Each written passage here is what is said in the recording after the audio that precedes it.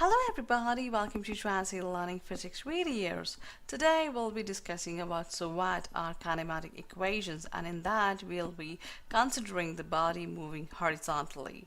In the previous videos we have discussed in detail about the SUVAT and kinematic equations related to body moving horizontally. So this is just a review of what we have learned in the previous videos. Review of equations.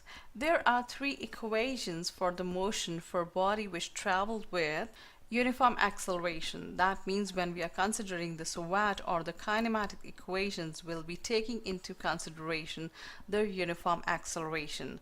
So now what is uniform acceleration? A body has a uniform acceleration when its velocity changes at a uniform rate. And uniform rate means when the velocity of a body increases by equal amounts in equal intervals of time. So we'll be considering the three equations of a body with uniform acceleration.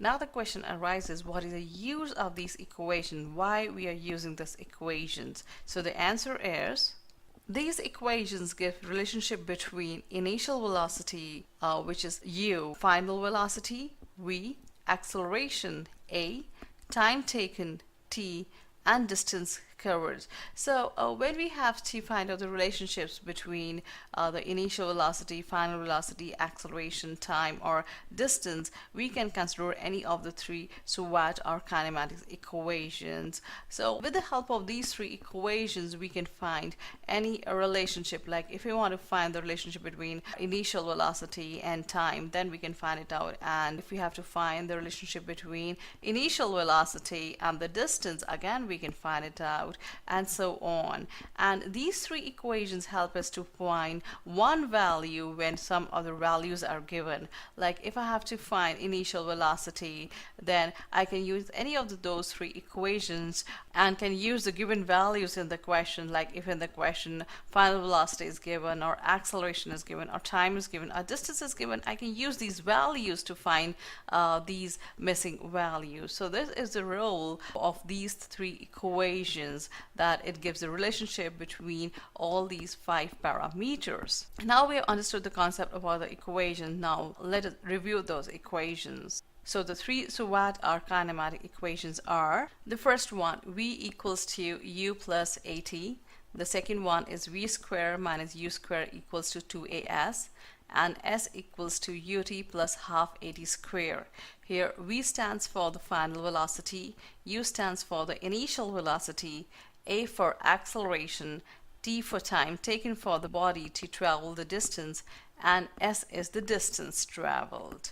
Now let us consider this body or object having an initial velocity u, and now let us suppose it is subjected to their uniform acceleration, so that its final velocity becomes u, and it covers the distance s in time t. So using these three SUVAT equations, we can find any of their missing value in this case. So now we have reviewed the SUVAT or the kinematic equations. Let us consider a few points which we have to consider while solving numerical problems related to SUVAT or kinematic equations when a body is moving horizontally.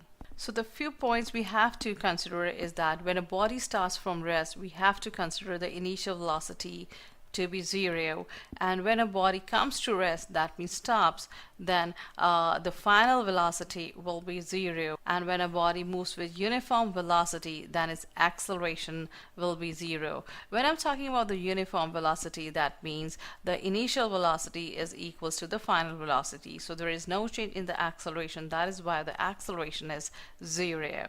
So if we consider the same object, it initially has an initial velocity u, and when it is subjected to a uniform acceleration a, it acquires the final velocity v, and the distance traveled by this body is s in the time taken.